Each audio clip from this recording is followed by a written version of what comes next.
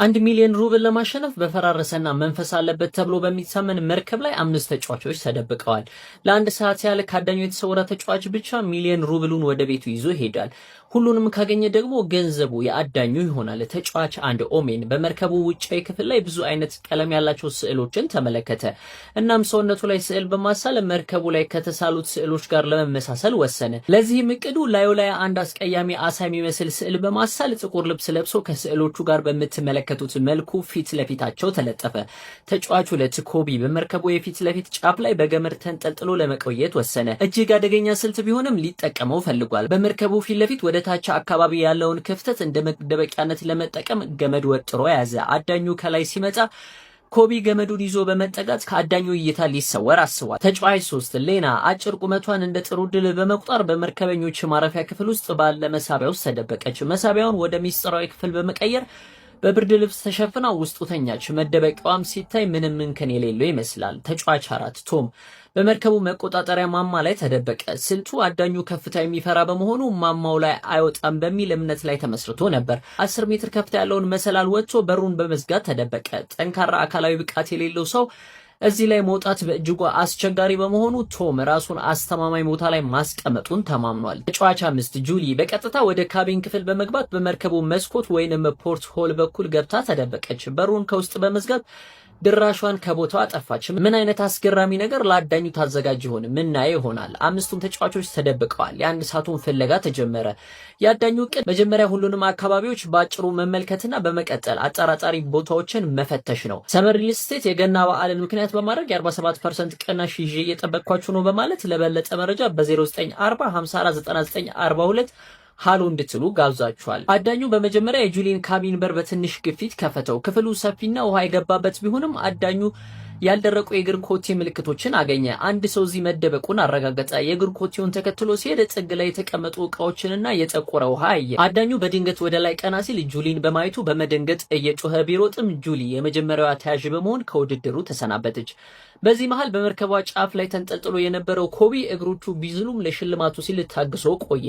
አዳኙ ወደ ሌና ክፍል ገብቶ አልጋው ስር መደበቂያ የለም በሚል ግምት በትንሹ ፈትሾ ወጣ። በመቀጠል አዳኙ ወደ ማማው የሚወስደውን መሰላል አገኘ። ከፍታን የመፍራት ስሜት ቢኖርበትም እንደ አዳኝነቱ ፍርሃቱን ተቋቁሞ ወደ መቆጣጠሪያ ማማው ላይ ወጣ። ቶም አዳኙ ማማው ላይ አውጣም ብሎ አስቦ ነበር። አዳኙ ግን ዝገት ያለበትን የብረት ድልድይ አልፎ በሩን ሲከፍተው ቶም በድንገት ተያዘ። እናም ታዳኙ ቶም የስነ ልቦና ስልቱ ሳይሰራለት ቀረ።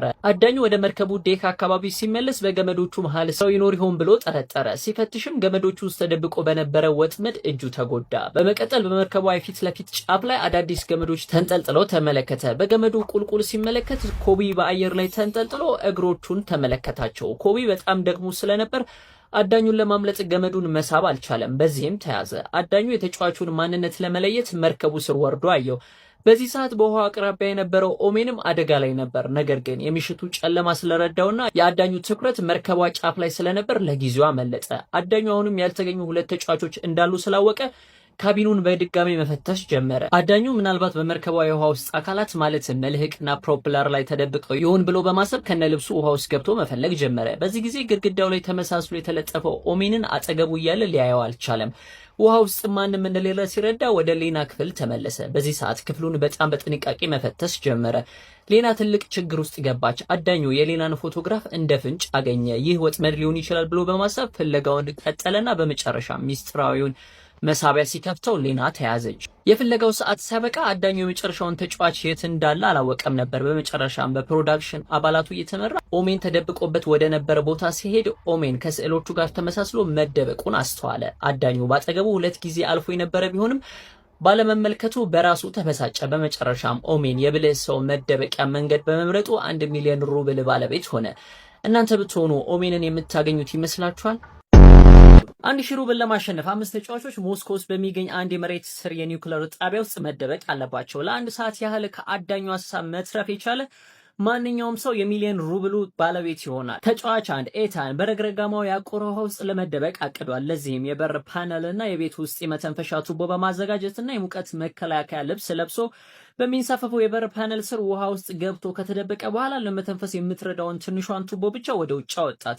ይሁን እንጂ ይህ ድርጊቱ በህይወት ላይ ቁማር እንደመጫወት የሚቆጠር አደገኛ የድብብቆች ስልት ነው። ተጫዋች 2 አና ኮሪደሩ ላይ የተጣለው አንድ አሮጌ ምንጣፍ ቀልቧን ገዛው። ልክ እንደሱ የሚመስል ሌላ አሮጌ ምንጣፍ ይዛ በመምጣት በውስጡ ተጠቅልላ ከሌላኛው ምንጣፍ አጠገብ ተኛች። ታዲያ ከውጪ ለሚያይ ሰው የተጠቀለሉ ምንጣፎች እንጂ በውስጡ ሰው ያለ በጭራሽ አይመስልም። ተጫዋች 3 ዴቪድ እና ተጫዋች 4 ጃክ አንዱ ለአንዱ መስዋዕት በመሆን ሌላውን ማዳን የሚል ስልት ለመጠቀም ወሰኑ። ግዙፍ የሆነ ወታደራዊ የቁሳቁስ ሳጥኖች አገኙ። ዴቪድ በውስጠኛው ሳጥን ውስጥ ሲደበቅ፣ ጃክ ደግሞ በውጭኛው ሳጥን ውስጥ ተቀመጠ። አዳኙ ጃክን ካገኘ በኋላ አካባቢው የጸዳ ስለሚመስለው ዴቪድ በቀላሉ ያመልጣል ብለው አስበዋል። በመጨረሻም ካሸነፉ ሽልማቱን እኩል ለመካፈል ተስማሙ። ተጫዋች 5 ማርክ በመጠለያው በጣም ጥልቀት ባለው ክፍል ውስጥ የሚገኝ ከፍ ያለ ቦታን መረጠ። በሚታጠፍ መሰላል ተጠቅሞ ወደ ላይ ከወጣ በኋላ መሰላሉን ወደ ላይ ሰበሰበው። ቦታው በጣም ከፍ ያለ በመሆኑ ለመገኘት አዳጋች እንደሆነ ተማምኗል። አምስቱም ተጫዋቾች ቦታቸውን ከያዙ በኋላ አዳኙ ከራስ ፀጉሩ እስከ እግር ጥፍሩ ታጥቆ ወደ መጠለያው ገባ። የአንድ ሰዓቱ አደን ቆጠራን በይፋ ተጀመረ። የመሬት ስር የኒውክለር መጠለያው የተወሳሰበ አቀማመጥ ያለው ጨለማና እጅግ አስፈሪ ነው። ይሁን እንጂ አዳኙ ምንም ጊዜ ሳያባክን አሰሳውን ጀመረ። ሰው ሊደበቅባቸው የሚችሉ ጥቃቅን ክፍተቶች ሳይቀር መፈተሽ ጀመረ። በመጀመሪያ አና ወዳለችበት ኮሪደር አመራ። እንዲህ ያለው ወሳኝ ቦታ ማለፍ የማይታሰብ ነው። እንደ ድል ሆኖ የአና ትንሽ ሰውነት ከምንጣፉ ቅርጽ ጋር በትክክል ተዋህዷል። አዳኙ ምንም ሳይጠረጥር ትልቁን ምንጣፍ ብቻ ፈትሾ ወደ ሌላ ቦታ ሄደ። አና ከመጀመሪያው አሰሳ ለጥቂት ተረፈች። በመቀጠል አዳኙ ወደ ረግረጋማው የውሃ ክፍል ሄደ። ውሃው በቆሻሻና በፍርስራሾች የተሞላ ነው። ማንም ጤነኛ ሰው በዚህ ቆሻሻ የኒውክለር መጠለያ ውሃ ውስጥ አይደበቅም ብሎ በማሰብ ላዩን ብቻ አይቶ ወጣ። በውሃው ስር ሆኖ የአዳኙን የእግር ኮት የሚሰማው ኤታን የልብ ትርታው በእጅጉ ጨምሮ ነበር እና ግን ትንፋሹን ዋጥ አድርጎ ምንም አይነት እንቅስቃሴ ሳያደርግ ቆየ። አዳኙ ወደ ወታደራዊ ሳጥኖቹ አካባቢ ደረሰ። እነዚህ ሳጥኖች በግልጽ የሚታዩ ነበሩ። አዳኙ የታችኛውን ሳጥን ሲከፍተው በውስጡ የነበረው ጃክ ወዲያውኑ ተገኘ። አዳኙ ጃክ እንዲህ ባለ ቀላል ቦታ መደበቁ ገረመው። ጃክን ከያዘ በኋላ አዳኙ እንደታሰበው ተሸውዷል። ጃክን ጀማሪ ተጫዋች ነው ብሎ በመገመቱ ሌሎቹን ሳጥኖች ሳይፈትሽ ሄደ። ዴቪድ በውስጠኛው ሳጥን ውስጥ መደበቁን ለአፍታም አልጠረጠረም። ግማሽ ሰዓት አለፈ። አዳኙ አሰሳውን አፋጠነና ማርክ ወዳለበት ቦታ ደረሰ። እንደገባም በደንብ ያልተደበቀውን መሰላል አየ። ቦታው በጣም ከፍ ያለ ስለሆነ በቀጥታ መፈተሽ አልቻለም። በሙቀት መፈለጊያ ወይንም ተርማል ኢሜጀር መሳሪያውን አውጥቶ ለመመልከት ቢሞክርም ወፍራም የሆነው የኮንክሪት ግድግዳ ማርክን ሙሉ በሙሉ ስለሸፈነው ምንም ሊያይ አልቻለም። አዳኙ ሌላ አማራጭ ስለሌለው ጥግ ላይ የተጣለ አሮጌ መሰላል አግኝቶ ወደ ላይ ወጣ። ማርክንም ባለበት እጅ ከፍንጅ ያዘው። ጊዜው እያለቀ ነው። አዳኙ የመጨረሻ መሳሪያውን ማለትም የድምጽ ሞገድ መፈለጊያ አወጣ። ነገር ግን መጠለያ ውስጥ ያለው ጸጥታና የሚነፍሰው ቀዝቃዛ አየር መሳሪያው ምንም ፋይዳ እንዳይኖረው አደረገው። አዳኙ በንዴት መሳሪያውን ወርውሮ ቀደም ብሎ ወደ ነበረበት የውሃ ክፍል ተመለሰ። በዚህ ጊዜ በጥንቃቄ ሲመለከት ውሃው ላይ ያለችውን አረንጓዴ ቱቦ አየ። ኤታንም ተያዘ። አሁን የቀሩት አናና ዴቪድ ብቻ ናቸው። አዳኙ ጃክ ለምን በቀላሉ ተያዘ ብሎ በድጋሚ ማሰብ ጀመረ። ተመልሶ ወደ ሳጥኖቹ በመሄድ ሁሉንም ሲፈትሽ ዴቪድን አገኘው። አንዱን መስዋዕት የማድረግ ስልታቸው ከሸፈ። ጨዋታው ሊጠናቀቅ መጨረሻዎቹ 10 ሰከንዶች ቀሩ። አዳኙ የቀረውን አንድ ተጫዋች ለማግኘት በሩጫ ወደ ኮሪደሩ ተመለሰ። ሁለቱ ምንጣፎች በድጋሚ ሲረግጣቸው አንደኛው ምንጣፍ የተለየ ስሜት ሰጠው። እናም አጅሪት አናን ጎትቶ አወጣት። ሁሉንም ስለያዘ ፈገግ አለ። ሰዓቱን ሲመለከት ግን ፈገግታው ጠፋ። ምክንያቱም ጨዋታው ያበቃው አናን ከማግኘቱ ጥቂት ሰከንዶች በፊት ነበር። በመጨረሻም አና ብቻዋን ተረፈች። አዳኙ ቢቆጭም አናን ሽልማቱን በማሸነፏ እንኳን ደስ ያለሽ አላት። ጨዋታው በአና አሸናፊነት ተጠናቀቀ።